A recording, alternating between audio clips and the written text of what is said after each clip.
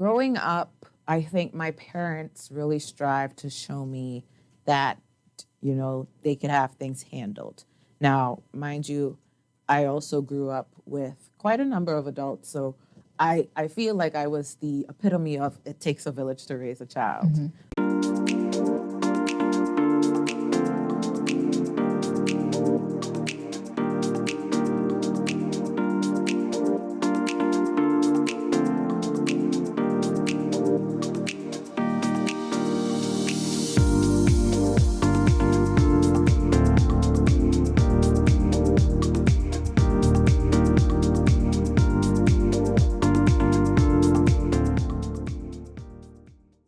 Welcome back to another episode of Let's Get Candid. I'm your host, Ziggy, with my amazing co-host. I'm your girl, Lori. And this week we have quite an exciting episode planned for you, one that I don't know about, so we're both going to be surprised together. So I'm going to let Lauren elaborate a little bit more on what it is that we're going to be talking about this week.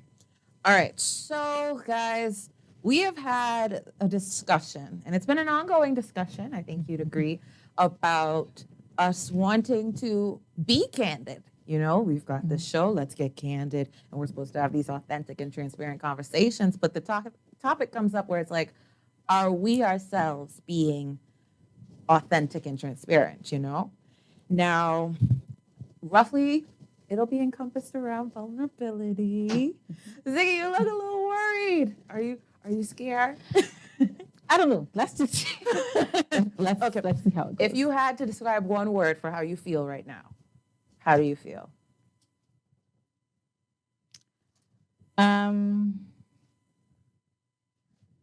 Concerned. Uncertain. Uncertain? Uncertain's a good word, though. Yeah. And I uncertain. like that you said uncertain because when I was looking at the definitions for vulnerability and the different ways that it could be described, one of the ways when looking at it from a psychological kind of view, it's vulnerability is being uncertain of how what you're going to say is going to impact somebody, or you're saying something to someone and you are not certain of how it'll be received, how you will be received, and how you'll be perceived after saying it. So I like that you feel that way, because that means you're taking the first step into being vulnerable, darling. And we're about to get real vulnerable, but just to get you out of that headspace, tell me about your day. We've been talking about how we've had a crazy day, all of us. How was yours? My day was calm. I had a calm day. Finished watching Top Boy. Ooh. Great series, season 2. I also took up my hair underneath. But that was pretty much it. I had a really calm, just really relaxing day, which is one of the first for me, but definitely just a calm day. I like that. I wish I had a calm day. My day has been, I'm not going to say it was a hot mess, but it was probably like a cold mess. Like it's one of the messes where everything is settled, but it's just like there's so much. Chaotic. Yeah, there's still so much to do. Like I went to work and I literally, there were moments where I just turned off my phone, like my personal phone. And I was like, I have to go in on this and zone in because it was just so much stuff.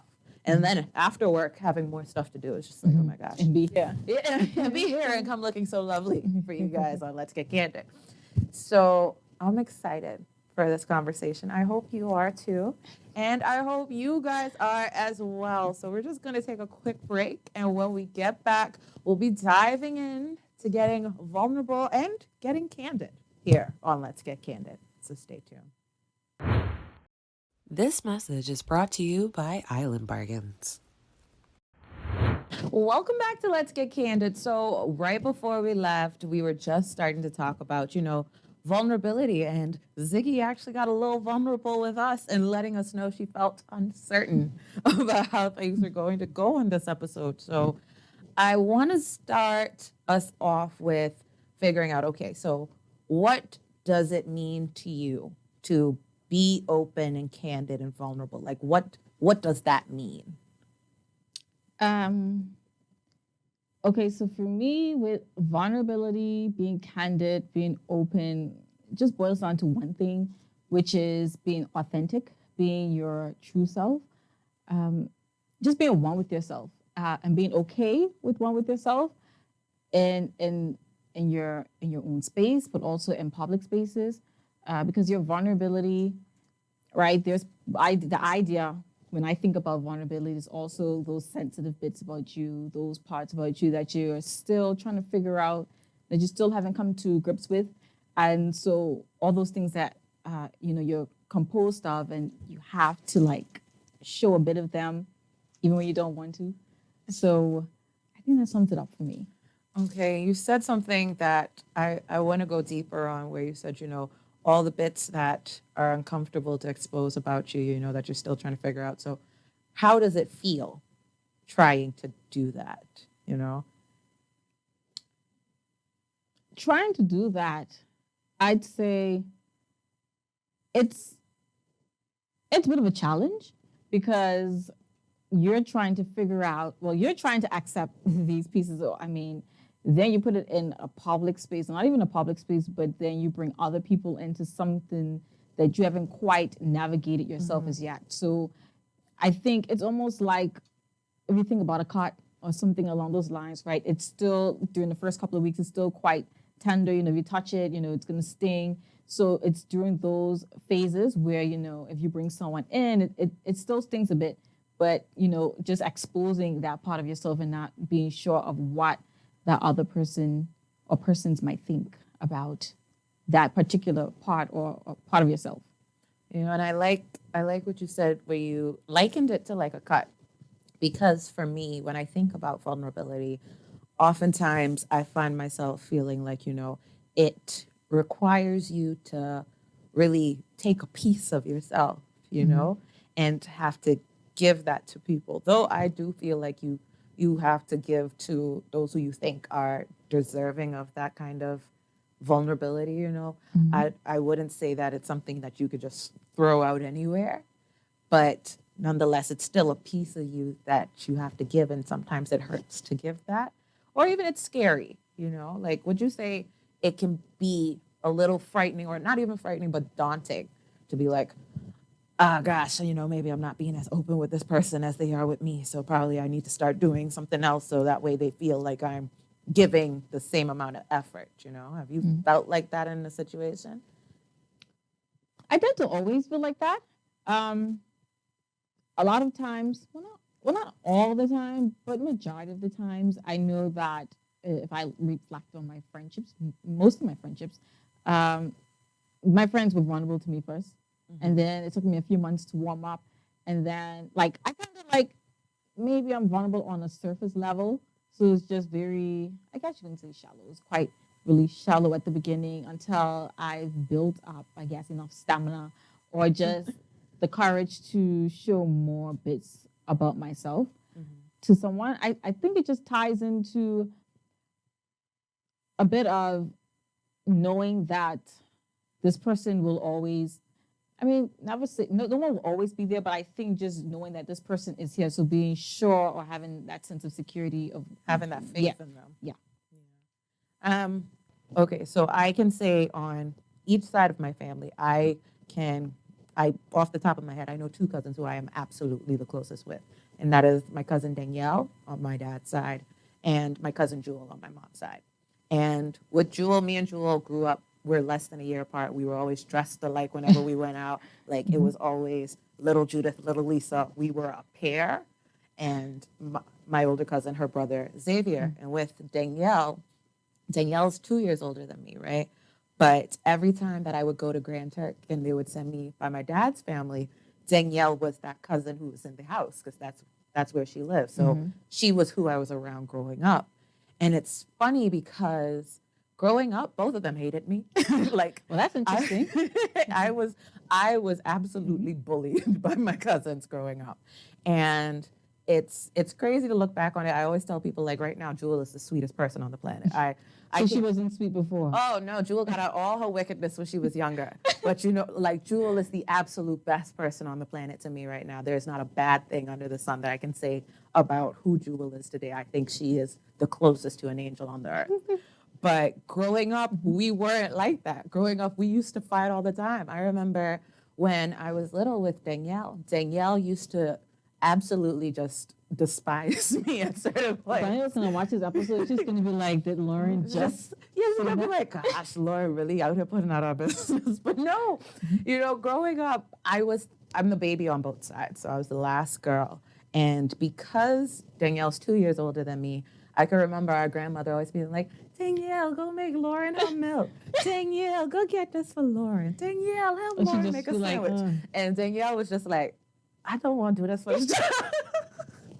But looking at it now, these two, I speak to Danielle on a daily basis, and she lives miles and miles away. We have not lived in the same place since I was probably about 10, right? But we still talk on a regular basis. And with Jewel, every Sunday that we get together, I am up under Jewel like I am a little puppy.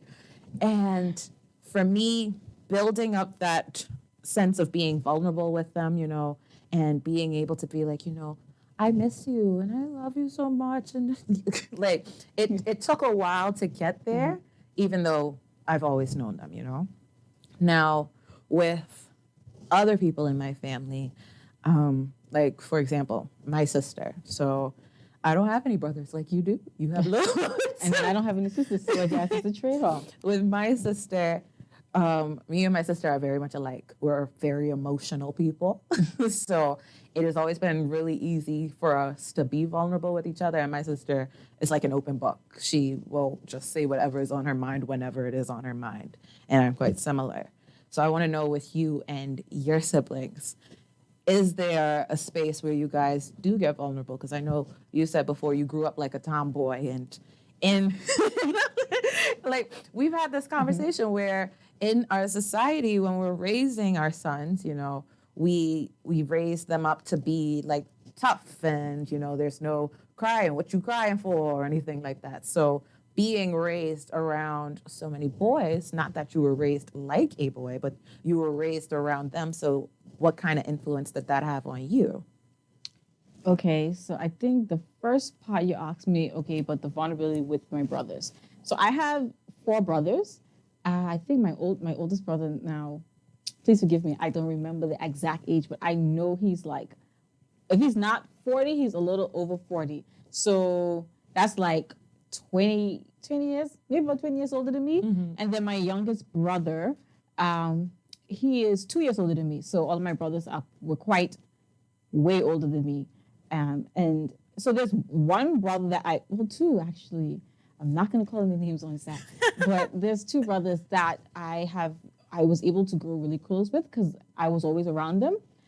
And one of them, like even now, like I feel like I can talk to them about anything, or share anything, whether that be relationship advice or different stuff. But I feel very comfortable, like, talking to them about it. But I think when it comes to being raised around brothers, guys, they tend to just do their own thing. So like, there wasn't always, because remember there's an age gap as well. So they're not like around me, like all the time.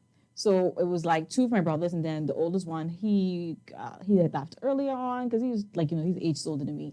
And so one of my other brothers, like, I grew really attached to him because we were like very similar and different things that we liked. And so, but I think when you're raised around brothers, it's quite different because I think it's just this idea of being strong. So I was tomboy for a little bit until my cousin mom saw me one day playing with the guys, and she was just like, come, I'm going to take you down by your grandma so you could play with the girls. And then that's how I got introduced to my girl cousins on my mom's side and kind of really built that relationship with them. But for the most part, I've always been around guys, like male family members was always around them more than females prior to that. Okay. And it's interesting. I have way more boys on my family than girls, but I feel like, I don't know if I could say I grew up around more girls. Like now I'm definitely a girly girl. I probably got about 1 friend who's a guy and 2 cousins who I'm close with who are guys. Mm-hmm. But growing up, I had enough of a balance. I had my cousin Jewel and her brother, and I had my next door neighbors who were my cousins, and that's a boy and a girl there. So I was always just like, I guess, jumping into everybody's sibling relationship, like, make me the little sister today. Because my I wanna sister be a didn't part. grow up. Yeah, I was Yeah. like, I want to be a part of this because my sister didn't grow up here. So when she left, I was probably about 6 or 7. Yeah. So I was really young, and it's like, all right, well, time to find somebody else to play with who's coming over. Or who I'm going over by. Yeah, who I'm going over by. So I think for me, I can say, not that I'm very vulnerable with the guys in my family. There's probably only one guy who I can think of who I'm very vulnerable with. But I've had moments where, and it'll be random vulnerability for me. Like my cousin, who I grew up with, she's dating this guy who's amazing, super sweet, super cool guy.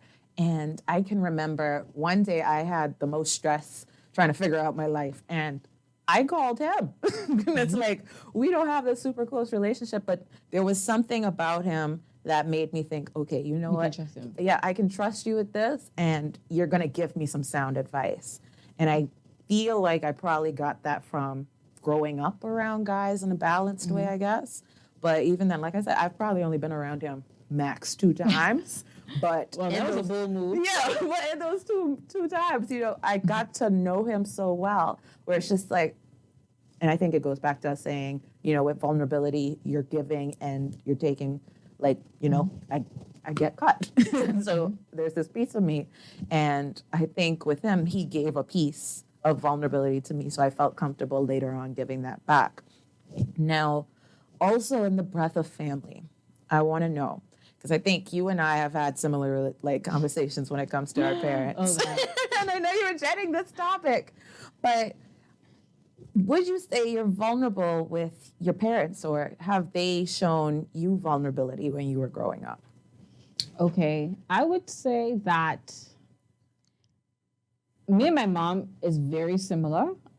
I find that out, well, not that I just found it out, but I've realized it now that I'm older, that we are very similar in the sense that we're not much of a crier. We're not much of a extremely emotional person. Like my grandmother on my mom's side, very emotional. Her cat will die, she will cry and cry. I'll blame her. She's easy to tear up, but me and my mom, we're not that kind of person. I think there's only once I've seen my mom cry, and this when it was her brother's, my uncle's funeral. But that was it. And I think we tend to kind of have the same approach as well when it comes to crying, because it's like, for me, you cry for like 2 seconds, really, and it's like, for me at least, I know I have to think myself to cry. Like you have, not think myself to cry, but I need to really immensely feel the emotions of that moment in order to cry. But I think in that sense we are very much the same. My dad, I've always been a daddy's girl, so I've always got away with stuff. Maybe, I don't know, but I think my dad is more outspoken, so I think he is a bit more of a, I guess you could say, a bit of a vulnerable person, because you're not gonna wonder what he thinks or anything like that, because he's gonna pretty much let you know. So I don't think when it comes to him, it was not much of a vulnerability. But I think that even in the absence of words of stuff, because I understand them a bit, I think I can understand deeper than what they would say, especially with my mom, because it goes back to the fact that I feel like we're so much alike, and I feel like I just know. And then sometimes I feel like she just know, and I just I don't want to get too close, because I don't want you to know what's going on in my head. Read my mind. Yes, but being vulnerable, so it's always been a challenge for me to be vulnerable. It doesn't matter who it is, but I feel like there have been moments, especially with my mom, that I have been vulnerable. It's just not really even think about it. It's just just wake up and just say, I'm going to say it. And nothing bad, but I'm just going to say this and just feel comfortable. So yeah, I think that sums it up. What about you? Well, when we're talking about me, we're actually going to take a quick break, and then I will give you my answer on when it comes to my parents and vulnerability. So guys, you're going to want to stay tuned, so don't miss it. To stay up to date with our latest videos, make sure to subscribe to this YouTube channel by clicking the subscribe button.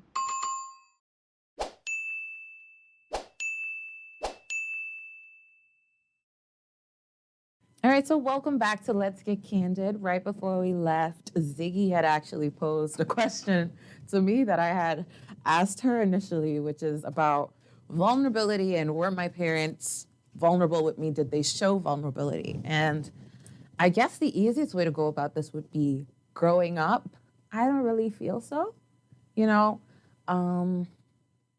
growing up, I think my parents really strive to show me that, you know, they could have things handled. Now, mind you, I also grew up with quite a number of adults, so I feel like I was the epitome of it takes a village to raise a child. Because from when I was little, my parents used to be really busy. My father was in politics. My mom would be all over the place, you know, different countries they would visit. And little me, I gotta go to school, so I can't go to these places. And I can recall that a lot of the times it would be my godmother who would watch me. And she, from a very early age, she treated me like, not like an adult, but she treated me like someone who can understand reasoning. So she would say to me, Lauren, you know, I don't like that you did this because it made me feel like this. Or she would say, you know, this is what is happening. This is why it's happening. Now with my parents, you know, it it wasn't until I got a little older, I could remember the first time that my dad was vulnerable with me. And it was when I was in high school. I was in probably first or second form. And he was starting to talk to me about, you know, my parents have had this whole situation go on with them for the last like decade or so. And he, though vague, he was basically saying to me, you know, Lauren, there are things going on right now. People might say things about me and your mom, but at the end of the day, you have to understand that we have always tried our best to make sure you and your sister are taken care of. We care about you and your sister. And above all else, that is who we are, right? And that stood out to me because it was a conversation we had on the way to school. And my entire life in high school, my dad always used to drop me off. So we used to have 1,000,005 conversations, but that one stood out to me. And with my mom, she, you know, I can't really remember an exact moment. Like how you said you and your mom are a lot alike, I've realized that me and her are quite similar, though me and my dad are also very alike as well. And she was always very open with me. And I can remember her saying that she was very intentional about always saying, I love you to me. And these are things that I learned after the fact, like when I've gotten older, that she always used to be intentional about telling me, you know, I love you, Lauren, I love you, da da da da da, because she said, you know, growing up, that wasn't something that they heard often. But that's because like the generation that our parents were in, I love you was shown through, I made you your favorite meal, or I bought you a new dress and things like that, you know. And I think across our grandparents' generation, that's how I love you was shown. It was shown through acts rather than actually saying it. And for me, I realized that my mom would say more about what was going on with her as I got older. Like we would talk about different things. She'd start asking me questions and come in my room and be like, so you like boys? Who you like these days, Lauren? As me being a teenager, like, Mommy, please get out of my room. I don't want to have this conversation. But now looking at it, I can definitely say with my parents, it's interesting. We have definitely had our moments where we've cried as a family. We've had our moments where we've laughed or gotten angry at each other as a family, where we'll have like, it's a 3-person war and we're all on differing sides. But now I have to say definitely more than when I was younger. Do I feel like my parents have certainly been vulnerable with me to feel what they feel openly. Because I think a lot of when I was younger was them protecting me from, you know, this idea of things not being great, you know? Now, with that, I think, and like you said, with your mom, you and your mom being alike, do you think, like how you said she just knows what's going on with you and how you can just know that she's sensing you, do you feel like that's how you tend to approach situations where it's like, I'd rather just know than talk about it? Okay, so what I'd say is opposites do attract, and I would want not to have to know, because I think when it comes to having to know, I create a narrative of what I think, just those narratives that it whatever soothes you, right? So you just create a narrative to just go with what you think and what you would want it to be. And I would rather to know, well, I would rather the words to be expressed than to just know. Um, yeah, so it doesn't leave much of a room for you to just assume or to think that you know, right? And one of my main love languages is words of affirmation. So I like to hear things. I rather hear it than to feel like, oh, I should know. So no. So going into other relationships, whether it's platonic or romantic, I would prefer words. I wouldn't want to just know. I would want you to express it. I agree with that. I think, like you said, we're able to make up a story in our head about how this is supposed to go. I remember someone saying to me once, always ask, because you're never quite sure of how a person feels.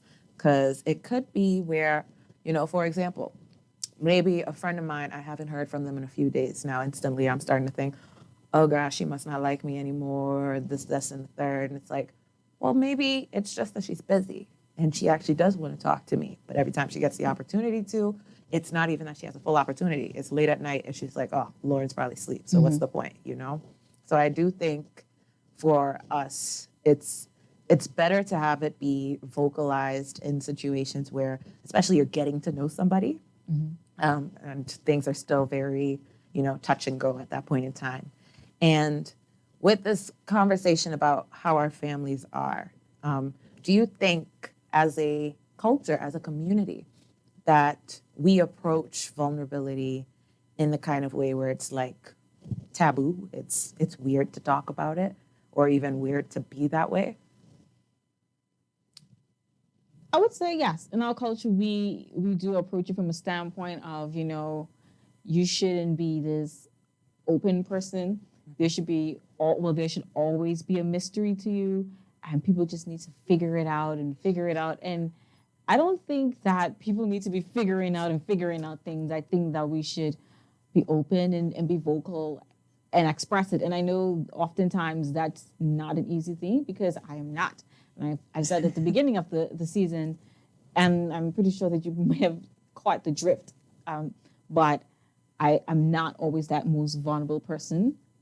So I understand how difficult it might be for someone to be vulnerable, especially around people that you don't know. Because, the thing about being vulnerable or being open is that it won't always be around the people that you're most comfortable with.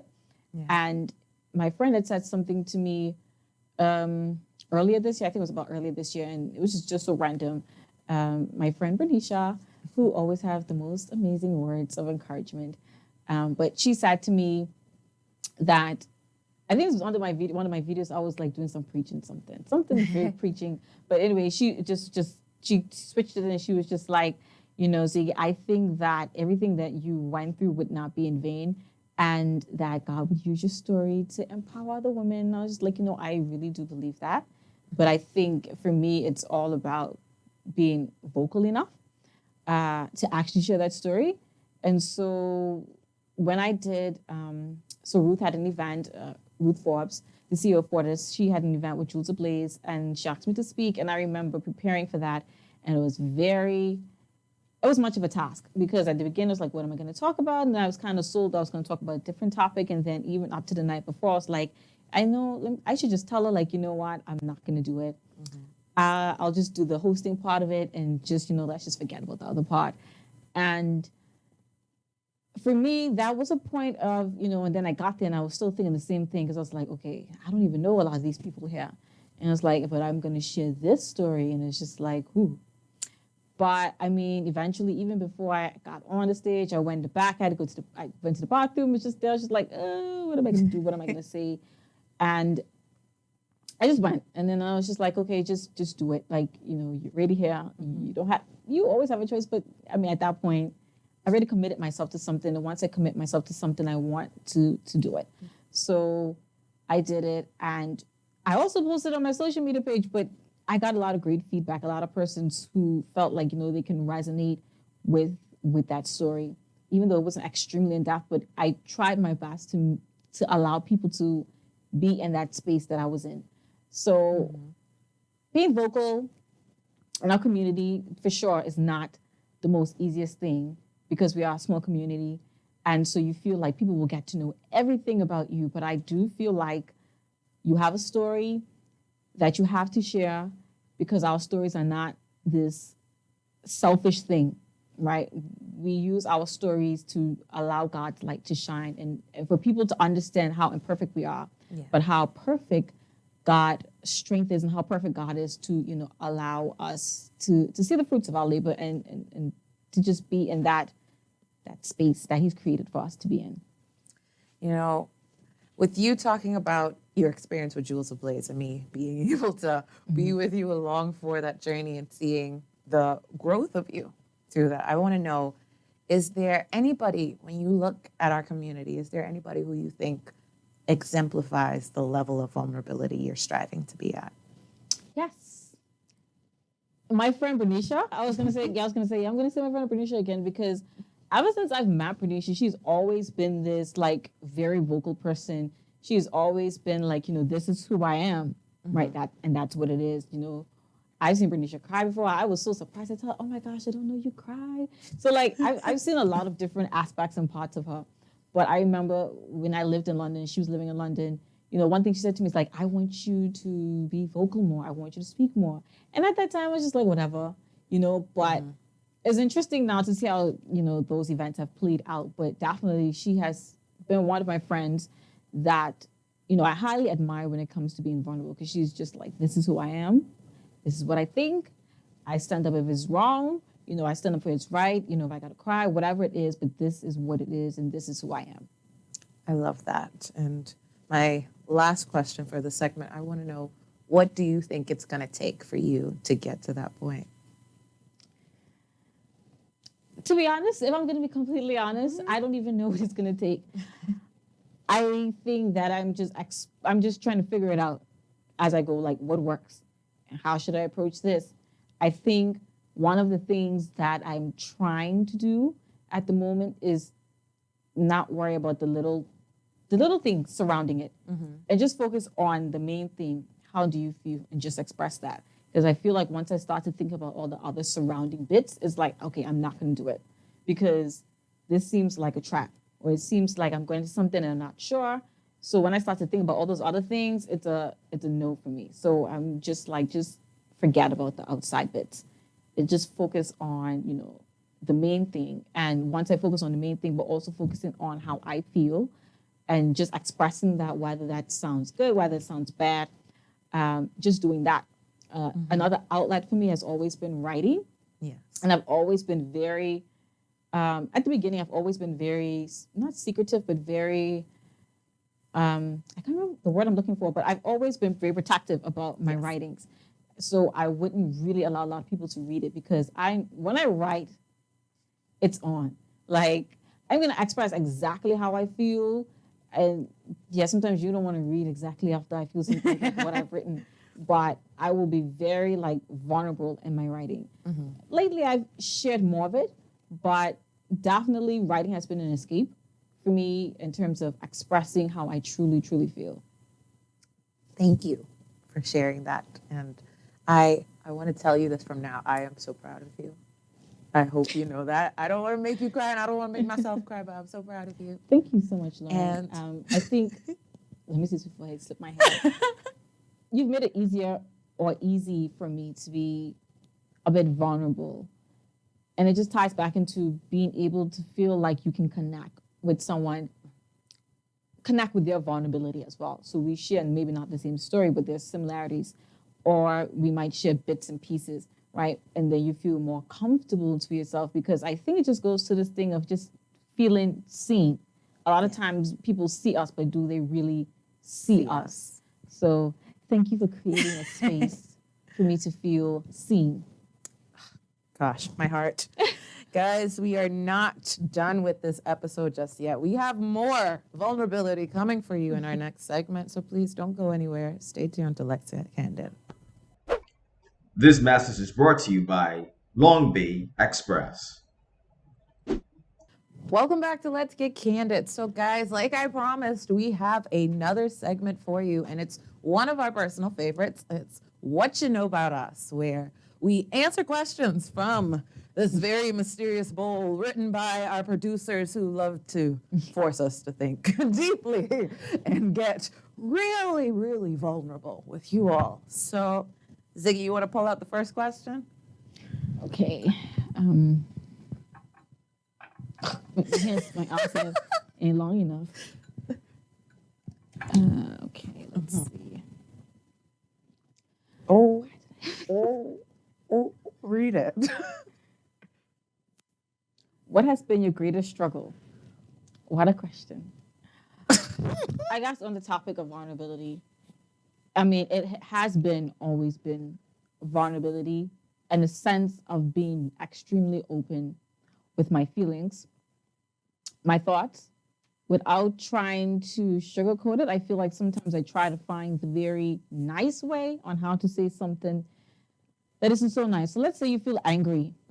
I'm going to find the nicest way to say that. I'm angry and it's just going to come off. So I guess it doesn't even come off as effective because are you really angry?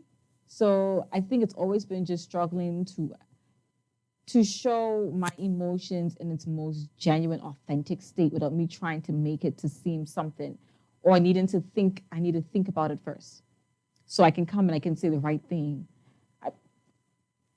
Vulnerability, trying to figure it out, trying to figure out how to be vulnerable with people, also how to be vulnerable with the people that I love the most. Yes. Because I find sometimes, and I've sensed this, and I realized it a little bit too often, where there can be a disconnect, where I care, and then sometimes it just comes off like maybe I don't.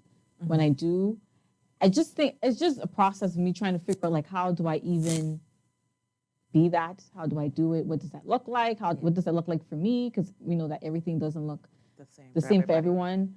And it's a process. I haven't figured it out yet, but I'm trying.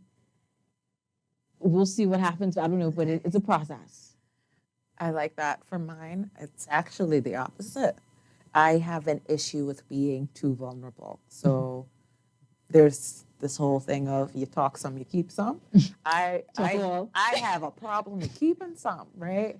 Because for me, like I always used to joke that whenever I'm going through something, in order for me to get over it, I need to talk to like 10 people who I'm close to about this one thing. And I will end up hearing the exact same response back to them. And it's just like, okay, now I've talked to these 10 people and now as I go forward, they're going to have their own comments on it. And then it's overwhelming to me to have all these comments on how I'm choosing to go about my life, right? And I've also had to learn, because for me, I've experienced where I've been vulnerable with the wrong people. And that has been really hard for me to, one, get over that and to get over that fear, because I don't know, it's like word vomit where I just can't help it. Once I'm feeling some trust for you, I will pour my all into it, And I think that when you're going forward, be it in friendships where I have had my vulnerability being used against me, relationships, whatever the case may be, I've come to realize that with vulnerability, it's something you give in pieces.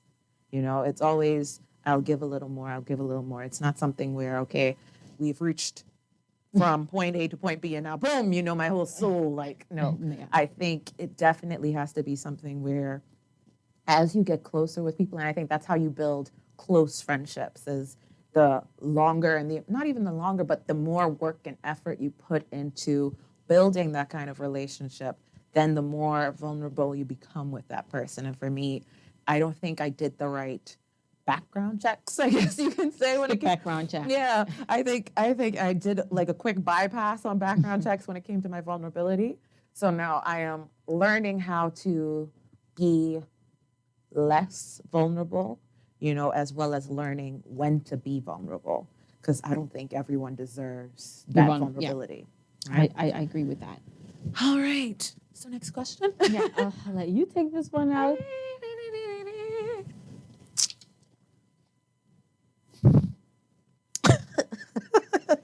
What is something you're insecure about or like to hide from the world? What is these questions all about? Violence. Okay. For me, I am really insecure about, I guess, how I come off to people is a way to put it. I've tried to be very mindful of how I go into situations. So for me, I don't know, I think really hard on, oh my goodness, will these people like me? Oh my goodness, am I going to come off right to them? And even when I walk into places, like for example, the other day I went to a party with my dad, right? For me, as someone who grew up like an only child, I feel like I should be comfortable enough to walk into an event and be by myself and just like step in and I'll mix and mingle. And I want to get to that point, but I'm not there. And when I walked into the event with my dad, I followed my daddy like through the crowd as he went and hailed everybody. And I always joke with my dad that he's like a little celebrity. So he's hailing everybody and I'm just following behind. Hi, yes, I'm Floyd's daughter. Nice to meet you. Until I find my friends all the way to the back. I'm like, humans, you know? So I don't know exactly what to call that insecurity, but I feel like I'm not yet comfortable with just, I guess, putting myself out there when it comes to new spaces. Like I feel like I have to be goaded in or I have to be, you know, introduced in by somebody. Like I won't even go to a new restaurant and stuff unless somebody takes me there first, which I need to get out of. So yes, that's my insecurity. Okay, so my insecurity that I think that I try to hide away from everyone might just be the fact that I question, am I good enough or am I giving enough? So I think, and then in response to that, I overcompensate. So it's like you won't give 100, you'll give like 150 because you have to be 10 times better because 100 doesn't feel good enough. And so you have to do a little bit more to be good enough. And I think I've always done it. Like I need to overcompensate. If I feel a little bit like, okay, I didn't do the right thing, or if someone give me this feeling that, okay, I wasn't good in this, or I didn't do that right, then I feel like, okay, now I need to go like help. I need to overcompensate because I need to make up for what I didn't do right. So I think it's always been just not feeling good enough and then having to overcompensate to feel good enough. And I mean, what a draining task. But I think only now have I felt more comfortable in feeling good enough because I've just replayed a few instances in my head where, you know, maybe I've connected with people or not even just connected with people, just how I feel right now in this moment. And I feel like because I'm not overcompensating and you realize that you don't have to overcompensate. Like if something's supposed to come, it's going to come. If it's supposed to happen, it's going to happen. And you're not going to always be good enough. I mean, to certain people, I guess you should look at it that way. You won't always be good enough to some people. So extending grace. And I try to do that a lot with myself now, especially like as simple as having a to-do list. And if I feel like I don't check off a lot of things with my to-do list, I feel like you're not that productive. You weren't that productive today. Like it was like you could have done more. And then I just think about maybe one or two tasks that I did do off the list. And I'm like, okay, Ziggy, I am proud of you. You did a good job. You don't have to stay up late to try to overcompensate to get it right. And because that throws off everything for the next day. So I'm like, okay, you did a good job. This was a big task. So obviously you wasn't going to get more tasks done than this one. So it's okay. I'll extend grace. You can catch up on it tomorrow. Like, so I've just tried to implement it in just very small things where you might feel like I didn't do good enough. And just tell myself like, it's okay. Yeah. It's all right. I mean, you have your whole life to get it right, to figure it out, you know? So just be graceful to yourself as you try to be graceful to others. You know, I do have a question, just a little side question of that. Have you ever experienced burnout from feeling like you have to keep giving and giving and giving, where it's like everyone else is probably giving a cool 80% and you're here giving 150? I don't think I've experienced burnout as yet, but I think sometimes I do look and I'm like, these people ain't going as hard. And so you might question, but they're not going as hard.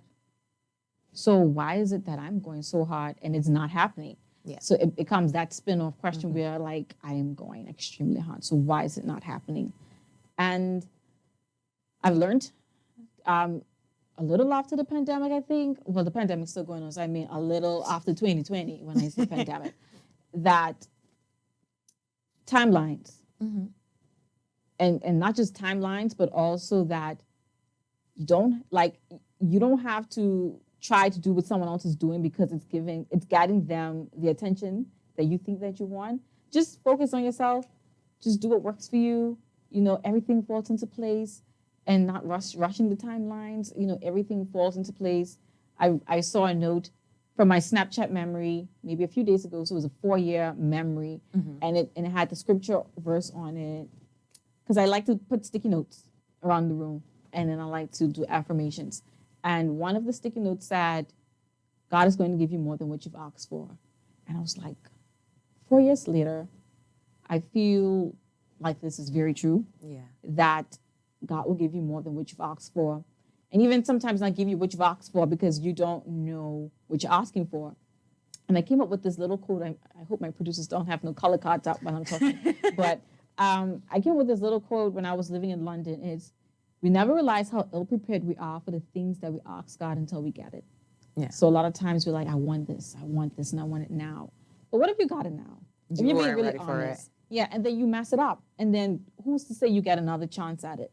So you do need a lot of the experiences that you go through to get that. So I've just learned to just, take it easy on myself. You know, and I like what you said. It actually reminded me just this weekend, because like every time we come to the set, I'm always talking about, I had 1,000,005 things I needed to do today. And just this weekend, my cousin said to me, in the middle of the club, like really random, caused me to nearly cry in the middle of the club. He said to me, I don't want you to go so hard that you burn yourself out because you have so much greater left for you to do. You still have time to do these things. So don't keep pushing yourself so hard trying to get everything done and trying to be everything for everybody that you don't take the time out to focus on you and to get things done for you. When I tell you, in the middle of the club while people smoking their hookah, I was here dabbing tears and moving like, it was a hot mess. No, I agree with that because I'm trying to, in my life, I'm trying to be in that space where after you do something, just enjoy the moment of it. Yeah. Don't rush for the next thing. Like even if it was a bad situation, a good situation, whatever it is, you just accomplished something big of your checklist. Just take some time to just be in the moment and be contented, right? The Bible says, I'm doing the Bible thing again. In every situation you find yourself in, to be contented. Whether it's a good thing, it's a bad thing, just find contentment in being in that space. We know that we won't always be in the same space forever.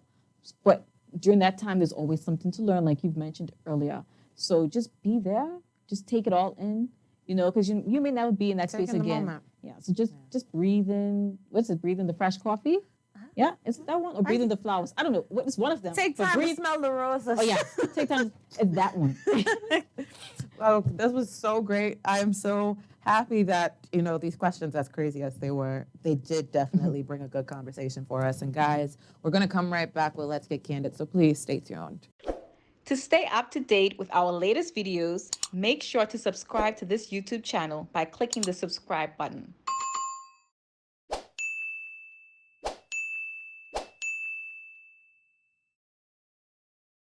And we're back to Let's Get Candid. So guys, thank you so much for coming along with us on this crazy episode.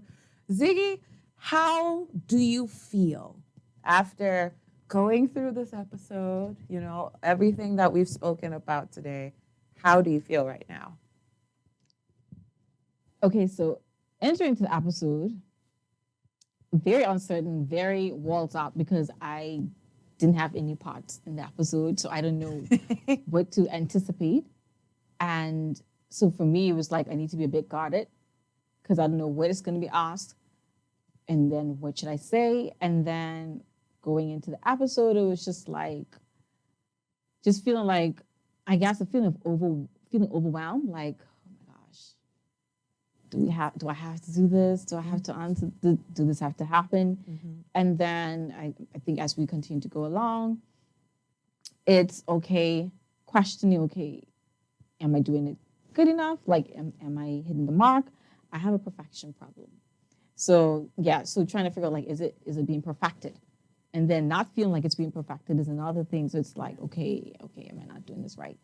And then I think just guys continue going on because I mean, can't get off the bus. So as I continue to go on, just trying to be as open as I could possibly be, even if you're listening and it may sound like I've just was rambling here and rambling there, because really it's just the way the thoughts are just going in my head.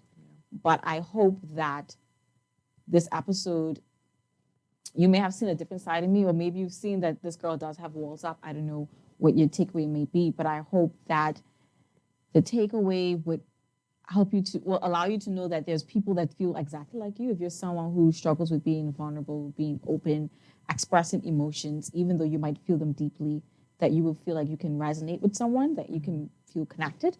And that, it is a process. It is very tedious process, but it's possible to happen. You just have to put the work in, and you won't know how to do it, but it's a process. You just keep trying until you can get it. And, because being open is important. God, like I've mentioned earlier, God does give us stories to share. They're not selfish. It's about me. He gave me this story, so it's just about me. It's about allowing his light to shine through so people can connect. So, I hope that's your takeaway, but that was exactly the kind of process how I felt coming in, uncertain, but feeling a little bit more calmer now, because it wasn't as bad as I think it was, but just allowing myself to be vulnerable, so that you can see me for who I am. I love that. And something that I've definitely gotten out of this, and I hope that other people get out of it too, is vulnerability takes bravery. And a lot. and I said it to you already, but I'm proud of you. And to see that, you are constantly trying to push yourself a little further, which, that's what a process is. It's not just you wake up and you could just flip a switch and boom, you are exactly who you want to be or exactly how you want to be, I don't think that any of us are where we exactly want to be. There's always some room for improvement somewhere. And I think showing that, being willing to show that takes a lot of bravery, and being willing to try to be vulnerable, that takes being willing to say, you know what, I'm going to make this risk in putting a piece of myself out there, So for me, I hope that's what people get from it, that it's scary for everybody, child. It's And more scarier for some. Listen, more scarier for some, but everybody has their fears, no matter how minor it may seem to other people or how much greater it might seem to other people. Nonetheless, we're all going through something. We're all striving for something. I think that's the human experience, where we are aiming to get to a point for our own self. Who do we want to be? And how do we want to show up when we go out into this world and we have to deal with people? So that is what I hope people get out of this. And once again, I admire that bravery from you. All right, we're not going to get emotional, child. I think we can just do this because we can't hug. My hip might get cut off in the camera, and I don't want that to happen. Well, yeah, guys, thank you so much for joining us on this episode. Ziggy, thank you so much for allowing people to see this side of you. Get into my intimate space. Thank you so much for getting candid. I'm trying to embody the show, which I now realize is not that easy. But I think you also have to realize, seeing as this show, what we call your passion project, it clearly is something you're striving for. Let's get candid. It says it in the name itself for you that you're striving for you to get candid. And I love that. So guys, thank you so much for joining us. And I hope you come back for our next episode. So we'll see you then.